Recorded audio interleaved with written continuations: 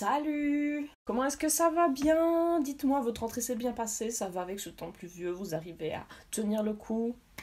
J'ai envie de savoir, je suis trop curieuse. Dites-moi tout en commentaire. Moi, aujourd'hui, écoutez, ma journée commence très bien. Et moi, j'aime beaucoup quand mes journées commencent très bien.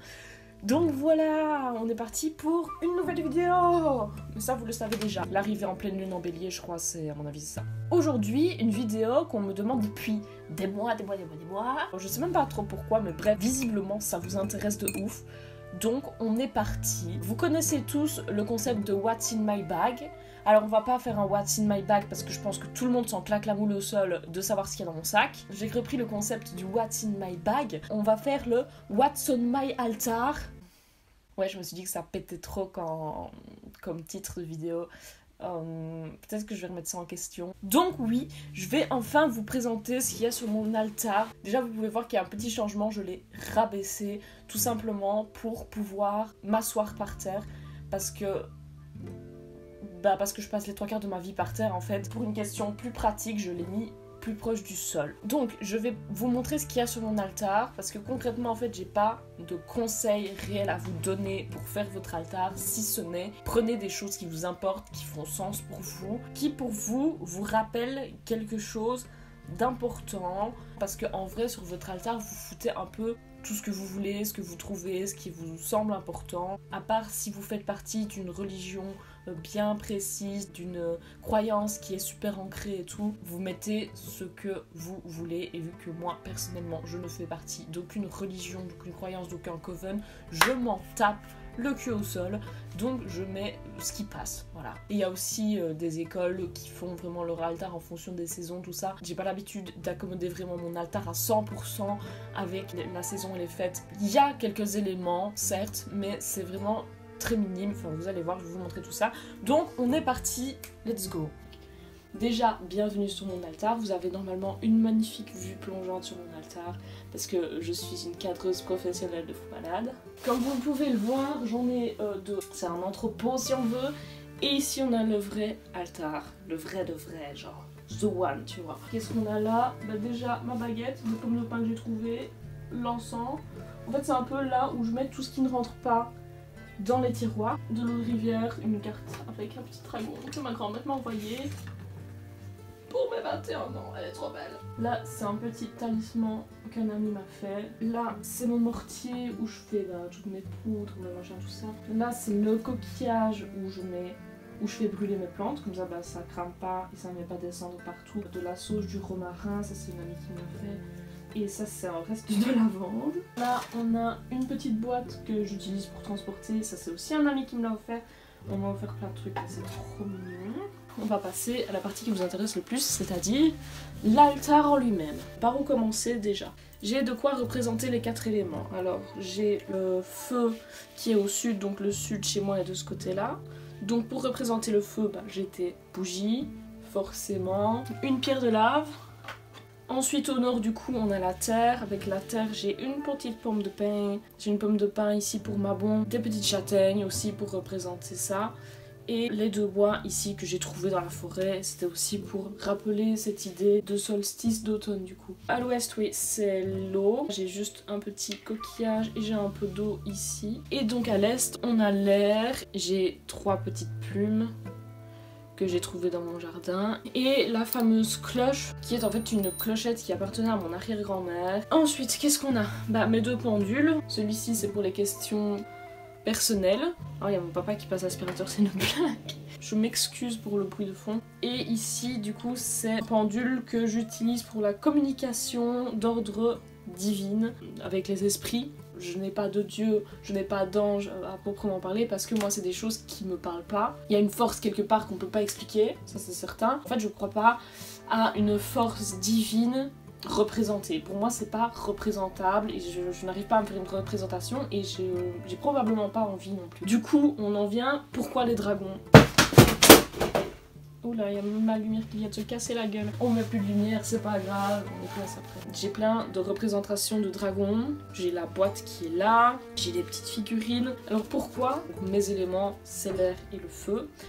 Et le dragon joue dans le mille, concrètement ses éléments c'est l'air et le feu aussi. Quoi de mieux que pour représenter les éléments qui m'importent qu'un dragon. Représentativement et dans le symbole qu'il apporte, c'est quelque chose qui me correspond, qui me donne de la force, qui me donne du courage et de la protection. Voilà pourquoi j'ai mis plein de dragons. Revenons-en à mes moutons. Les bougies, ici les couleurs c'est aussi axé couleur mabon, orange foncé, rouge bordeaux, brun, mauve et jaune. Le brun c'est la couleur de la protection douce, protection de la maison, des animaux, des enfants, tout ça. C'est pas le noir qui est fort et qui est presque un bannissement, c'est un brun qui est beaucoup plus doux. Ça c'était vraiment que pour la saison. Le mauve c'est énergie divinatoire et mystique en fait. Et le jaune c'est pour la chaleur, la joie de vivre, tout ça. Là on a fait le tour des bougies. Vous pouvez voir que j'ai mes sigils. C'est chaque fois des pierres que j'ai trouvées dans la rivière et que j'ai garni.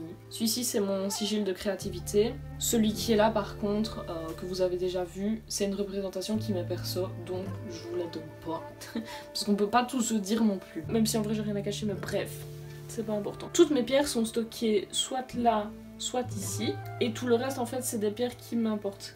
Donc ici, c'est toutes les pierres que j'utilise plutôt quotidiennement. C'est les pierres que je porte en collier. Avec une pièce en dessous qui est là pour apporter l'abondance, et ça c'est encore un ami qui m'a donné. Sinon en pierre sur l'autel en lui-même on a la fluorite, une labradorite là avec le bracelet qui charge dessus, une sélénite ici, une sélénite là. Ici c'est une bague en labradorite blanche, calcopyrite, une calcédoine, de la lépidolite, de l'améthyste. Je crois que c'est tout. Au niveau des pierres on a fait le tour. Qu'est-ce qui reste? Ici c'est un petit galet que j'ai trouvé aussi de nouveau. Les os, c'est un os de vertèbre que j'ai trouvé près de chez moi. Ça appartenait à mon arrière-grand-mère de nouveau et c'est un cadeau du coup qu'on lui a fait. C'est de l'ivoire en fait. C'est clair que éthiquement c'est pas ouf l'ivoire. Et j'ai eu aussi la bague en fait. Quand je porte la bague et que je suis loin, ceci fait la liaison en fait, donc je suis constamment reliée à mon hôtel. Ça date déjà, hein. Ma grand-mère elle est née en 1919 je crois, et je sais que mon arrière-grand-mère elle est là, elle est près de moi, je le sais, je le sens, j'en rêve, je la vois, pas physiquement hein, mais genre dans mes rêves en tout cas je la vois. Ça m'importe, c'est un truc que j'ai reçu quand mon arrière-grand-père est décédé aussi, du coup on a dû tout donner. C'est deux objets qui m'ont fait de l'œil et je les ai pris et j'étais vraiment très petite, j'avais 8 ans. Des affaires qui appartiennent à mon arrière-grand-mère, il y en a pas mal, il y a la cloche, il y a ceci, il y avait un deuxième petit pot normalement, j'ai cassé le deuxième pot qui était un pot vert qui allait avec. C'est un objet qui a énormément de valeur parce que c'est un objet que je ne peux pas racheter, il n'existe qu'une fois, ça n'existe pas, c'est un objet qui date d'il y a super longtemps, donc j'étais hyper triste et donc en fait je voulais retrouver une personne qui souffle du verre. Donc s'il y a quelqu'un qui connaît quelqu'un qui souffle du verre ou qui souffle du verre dans mes abonnés, dites-le moi s'il vous plaît, plutôt du côté de Belgique, et genre on fera une vidéo de ouf malade et ce sera génial, je ferai un vlog de taré pour vous apprendre à souffler du verre, ce serait ouf. Et j'aimerais vraiment bien en fait refaire un petit pot vert pour accompagner le rouge qui est là. Mon quartz rose, qui est une pierre que j'utilise tout le temps, tous les jours,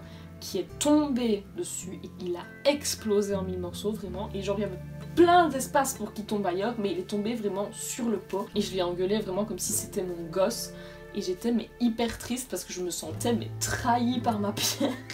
Si vous connaissez des souffleurs de verre en Belgique, dites-moi, ça m'intéresse de ouf. En verre justement, j'ai ceci, ce petit champignon justement, je l'avais apporté pour Mabon justement. Petite anecdote, en fait, ce champignon, je l'ai reçu quand j'étais très petite et c'est un souffleur de verre justement qui me l'a fait. C'est parce que j'avais été voir avec mes grands-parents les cristalleries du Val-Saint-Lambert, donc vous voyez en fait il y a énormément de choses qui se raccrochent à mon histoire, qui se raccrochent à ma famille, qui se raccrochent à des souvenirs. Il y a beaucoup de choses qui sont symboliques pour moi, qui me rappellent des événements ou des moments que j'ai énormément aimés, qui me tiennent énormément à cœur. Et je crois qu'il reste que ceci. Pauline m'a expliqué, je sais pas comment ça s'appelle, c'est un crâne de carnivore du coup. Il manque toute une partie ici des naseaux et normalement en fait les yeux sont presque refermés, c'est pour ça qu'ils sont cassés. Et elle m'a aussi dit que le crâne n'est pas bien refermé, il n'est pas bien soudé, parce que c'était probablement un crâne de jeune carnivore. Mon hypothèse c'est que c'est probablement un crâne de renard parce que chez moi c'est ce qu'il y a le plus, et je l'ai appelé Milo.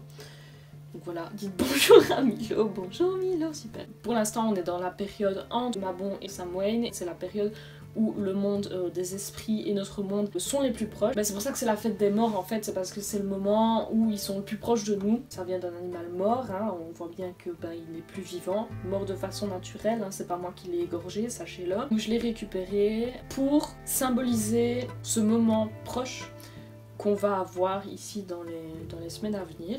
Et donc il est vraiment au centre de l'hôtel parce que c'est lui qui est un peu à l'honneur, c'est le monde des esprits, le monde des morts, le monde de mes ancêtres. Et d'ailleurs j'ai des photos ici, là j'ai Malone qui est décédée, là les gens ils sont toujours vivants hein, heureusement.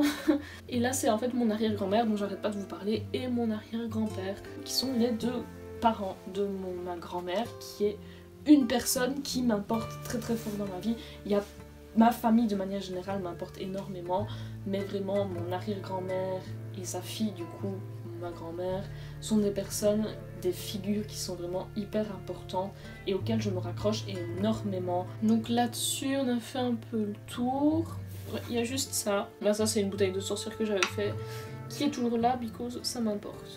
Mais j'ai pas grand chose de plus à dire là-dessus. Moi c'est que des trucs symboliques. Les sigils c'est des symboles, les pierres elles ont leur symbole, les bougies elles ont leur symbole. Tout fait sens, tout a une importance, aussi petite soit-elle. Tout est là pour quelque chose à un moment donné. Même si c'est juste esthétique, à un moment donné, il y a quand même des symboles qui vont se retrouver quelque part. Chaque objet a son propre symbole, a sa propre raison d'être. J'espère vraiment que ça vous a un peu inspiré, que ça a répondu à vos questions. Je pourrais éventuellement faire des updates si ça change beaucoup. Maintenant ça change jamais énormément, c'est souvent les mêmes choses qui reviennent. Je crois que je n'ai rien à ajouter. Je vous fais plein de bisous, je vous dis merci beaucoup et je vous dis à très bientôt. Prenez soin de vous, protégez-vous, je vous aime. Bisous.